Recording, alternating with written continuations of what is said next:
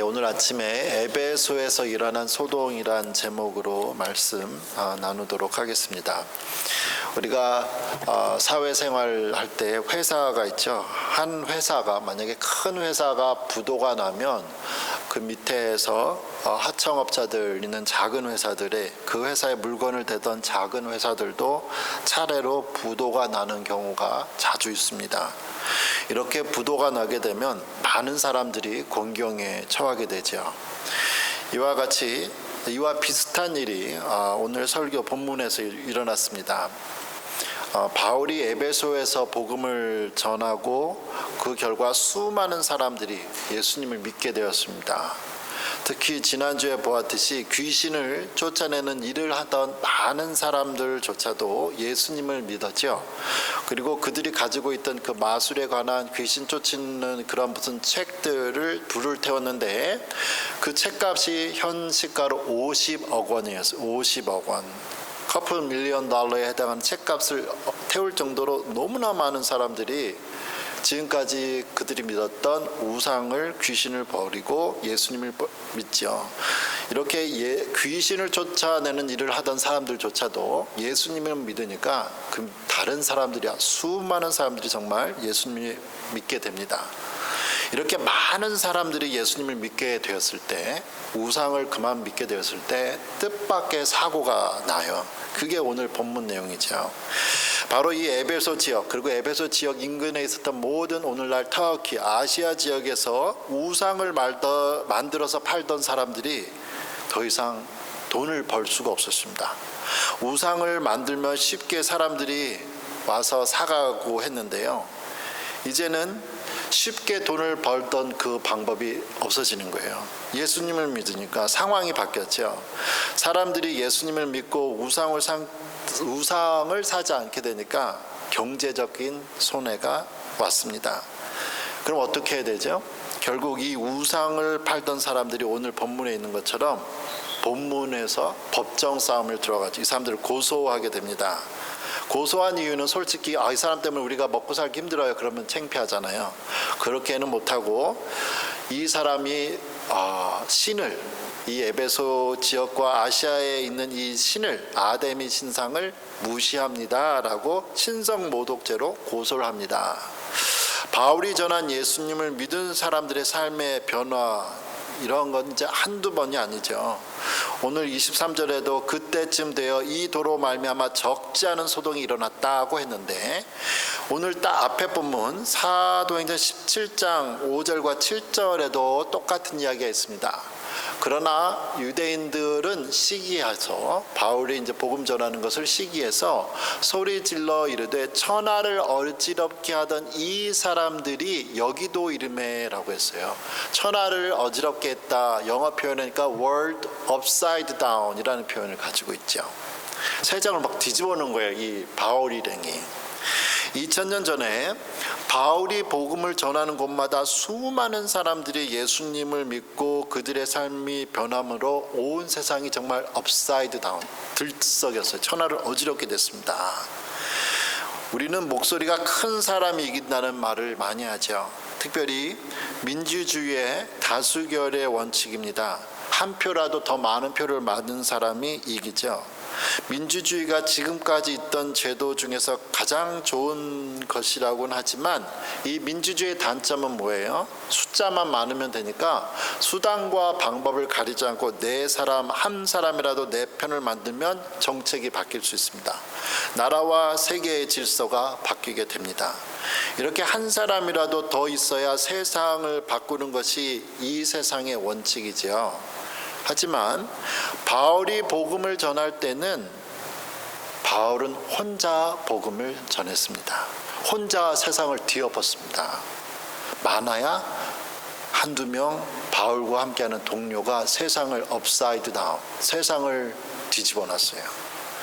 이렇게 작은 숫자의 바울 일행이 당시 사회에 큰 영향을 끼칠 수 있었던 이유는 뭘까요? 그것은 바로 그들이 이 세상에는 없는 진리의 빛을 갖고 있었기 때문입니다. 밤은 어두우니까 무섭지요. 어두운 밤길은 위험합니다. 그래서 사람들은 어두운 밤에 밤을 밝힐 수 있는 어떤 빛을 낼 수 있는 것을 찾지요. 전기가 있기 전에는 등불을 통해서 어두움을 밝혔습니다. 밤이 깊어 어두울수록 작은 빛 하나면 멀리서도 그 빛을 사람들이 불빛을 보죠. 바울이 복음의 빛을 전할 때 이 세상 사람들은 진리를 쫓아다녔지만 찾을 수가 없었습니다. 그들이 진리라고 생각했던 것들이 완전한 진리가 아니어서 사람들은 항상 불안했습니다. 하지만 바울 한 사람이 죄로 어두운 이 세상으로 오신 예수 그리스도를 참된 빛이신 예수님을 소개할 때 사람들은 열광했고 기뻐하며 예수님을 믿었습니다. 바울 한 사람을 통해서 2000년 전에 온 세계가 들썩이는 모습을 보면서 저는 지금 우리 기독교인들의 영향력을 한번 생각해 보았습니다. 지금은 바울 때보다도 더 많은 기독교인들이 있죠. 그렇다면 우리 많은 기독교인들 때문에 이 세상은 더 많이 변해야 됩니다. 더 좋게 변해야지요. 하지만 지금 기독교인들의 숫자가 성경 시대보다 더 많았음에도 불구하고 달라지는 건 없어요. 왜 그럴까요? 예수님을 믿는 우리를 가리켜서 세상의 소금이라고 하셨습니다. 마태복음 5장 13절에 예수님이 이렇게 말씀하시죠. 너희는 세상의 소금이니 소금이 만일 그 맛을 잃으면 무엇으로 짜게 하리요? 후에는 아무 쓸데없어 다만 밖에 버려져 사람에게 밝힐 뿐이니라. 더운 지방에서 땀을 많이 흘리는 분들은 소금 섭취가 중요하죠. 생명입니다. 소금은 음식의 부패를 또 누르게 하죠. 그래서 더운 지역에서는 음식으로 소금을 재워서 장기간 보관도 합니다. 오늘 본문처럼 예수님이 말씀하신 것처럼 소금의 기능 중에 하나는 또 음식의 맛을 간을 맞춰주는 거예요. 또 현대에서는 소금이 더 화학이 발전해서 소금이 겨울에 있는 눈들, 얼음들, 도로에 소금 뿌리죠. 녹여줍니다. 이렇게 소금이 좋은 일을 할 수 있는 이유는 그 안에 소금기가 있다. 소금기가 있어서 그렇습니다. 만일 소금이 짠 성분을 다 잃게 되면 그 역할을 할 수가 없어지게 되고 버려진다라는 겁니다. 마치 우리가 건전지를 또 사용하는 시계 같은 걸 보면 시간이 지나면 건전지 약이 다 닳잖아요. 그럼 그 건전지 버리고 새로운 건전지 집어넣는 것 같습니다. 그렇다면 우리에게도 예수님의 성품이 있어야겠죠. 소금기가 있어야 하듯 그럼 우리에게도 무슨 끼가 있어야 되는 거예요. 참 끼가 있다. 예수님 끼요. 소금기, 예수님 끼, 예수님의 맛, 예수님의 향기가 있어야겠죠. 바울이 복음을 전할 때 단순히 말로만 예수님을 전했다면 사람들이 바울의 전하는 것을 믿지 않았을 거예요. 바울은 예수님을 그의 삶을 통해서 나타냈습니다. 바울이 고린도전서 1장 11절에서 이렇게 말을 합니다. 고린도전서 1장 11절에 바울이 하는 말은 내가 그리스도를 본받는 자가 된 것 같이 너희는 나를 본받는 자가 되라. 바울도 예수님을 본받는 것처럼 여러분도 나를 본받는 자 되십시오 라고 얘기하죠. 바울이 가는 곳마다 사람들이 예수님을 믿게 할 수 있었던 것은 사람들이 바울을 통해서 예수님을 보았기 때문입니다. 세상 사람들은 이 세상과 또 이 세상의 기독교인이 뭔가 다른 점을 발견할 수 없기 때문에 굳이 교회에 나올 필요를 모르겠다고 하지요. 어떤 경우에는 이 세상보다 기독교인이라고는 하는데 더 못하니까 실망했다는 말도 자주 듣습니다. 여러분, 우리는 언제 실망하죠? 여러분 실망해 보신 적들이 있으시죠? 그 사람이나 물건을 산 거에 대해서 기대한 것보다 이게 못할 때 우리는 실망을 하잖아요. 이 세상 사람들이 기독교인들에게 실망하는 이유는 기독교인들은 그래도 이 세상과는 무엇과는 달라도 달라야 하는 그 기대가 무너졌기 때문입니다. 다시 말해서 이 세상 사람들은 우리는 이렇게 살지만 당신들은 기독교인인데 달라야 되지 않겠습니까? 하는 기대치가 우리에게 있다는 거죠. 기독교인들에게 이 세상은 소망을 원합니다. 즉, 이 세상에도 이 세상 사람들에게 우리는 소망입니다. 기독교인들은. 한국에서 기독교인의 수가 참 적었을 때요, 1907년 막 기독교가 한국에서 처음 시작될 무렵에 1907년에 한국 기독교 역사의 중요한 사건이 1907년에 북한 평양에 일어났습니다. 우리는 그거를 평양 대부흥 운동이라고 부릅니다. 예수님의 복음을 듣던 사람들이 회개하며 그들의 삶에 변화가 있었습니다. 술집에는 이런 간판까지 붙였다 그래요. 금일부로 오늘부로 이 술집을 폐업함. 어젯밤 주인이 회개함. 술집을 장사했던 주인이 술집 문을 닫은 거예요. 당시에는 기록에 보면 술집에 일했던 술집 여자들도 기생들도 주일은 문을 닫았대요. 주일날 문을 쉬었어요. 술집이. 교회의 역사에서 부흥이 일어났던 곳에는 항상 회개가 있었습니다. 하나님을 가장 중요하게 생각하지 않던 삶이 회개하여 하나님을 가장 중요하게 하는 삶으로 변했습니다. 예수 그리스도를 본받아 살았던 바울은 자신이 예수님을 더 알기 위해 모든 것을 배설물로 여겼다고 했습니다. 빌립보서 3장 7절과 9절에 이렇게 말하죠. 그러나 무엇이든지 내가 유익하던 것을 내가 그리스도를 위하여 다 해로 여길 뿐더러 또한 모든 것을 해로 여김은 내 주 그리스도 예수를 아는 지식이 가장 고상하기 때문이라.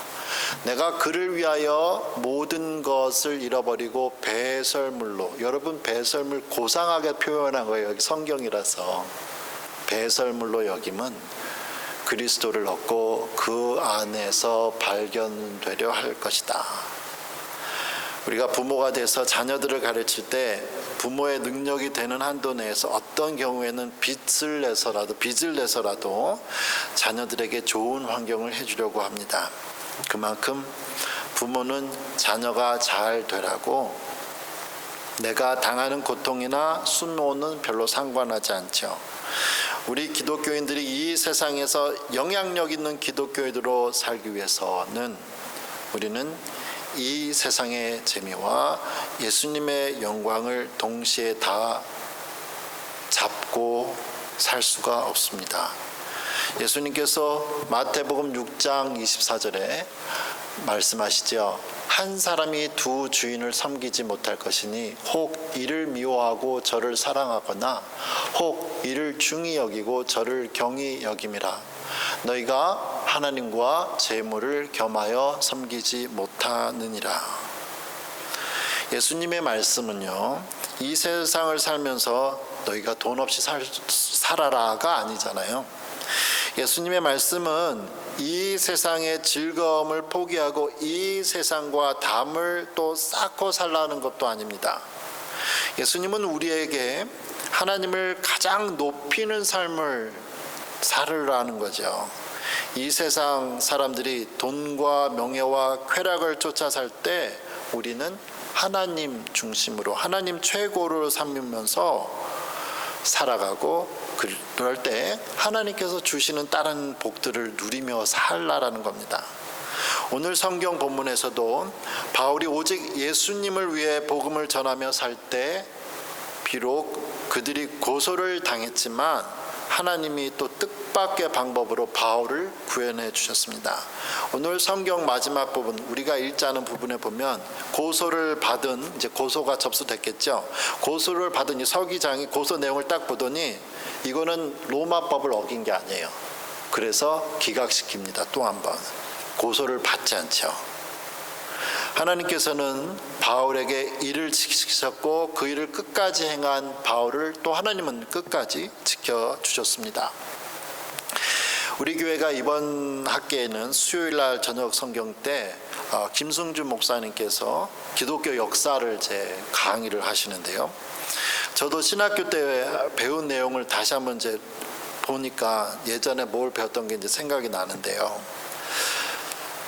그 강의를 들으면서 역사 속에서 섭리하시는 하나님을 저는 다시 생각해 보았습니다.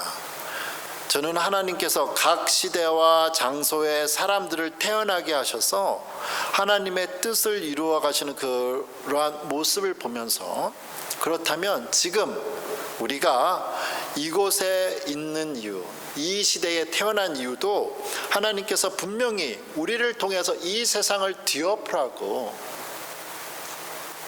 보내신 것을 기억합니다. 하나님이 우리를 향한 각 시대의 뜻은 바로 우리를 통해 이 세상이 깜짝 놀라게, 그리고 빛을 향해서 어둠 속에 있는 그들에게 예수님의 진리의 복음을 전하라고 우리를 보내신 거죠. 찬송가 성자의 귀한 몸이라는 찬송가가 있는데 3절에 이렇게 말합니다. 주님의 십자가 나도 지고 진실한 믿음과 마음으로 형제의 사랑과 친절한 위로를 네게나 베풀게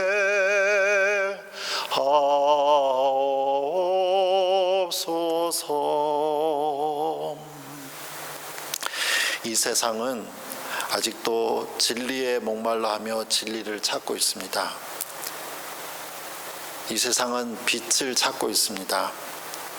우리가 바울이 2000년 전 에베소에 엄청난 소동을 일으켰던 것처럼 우리가 이들에게 우리의 삶과 우리가 예수님을 전함으로 그들에게 예수님이 들어가서 이 세상이 들썩이는 귀한 변화가 있기를 축원합니다. 아멘. 기도하죠. 살아계신 하나님 아버지,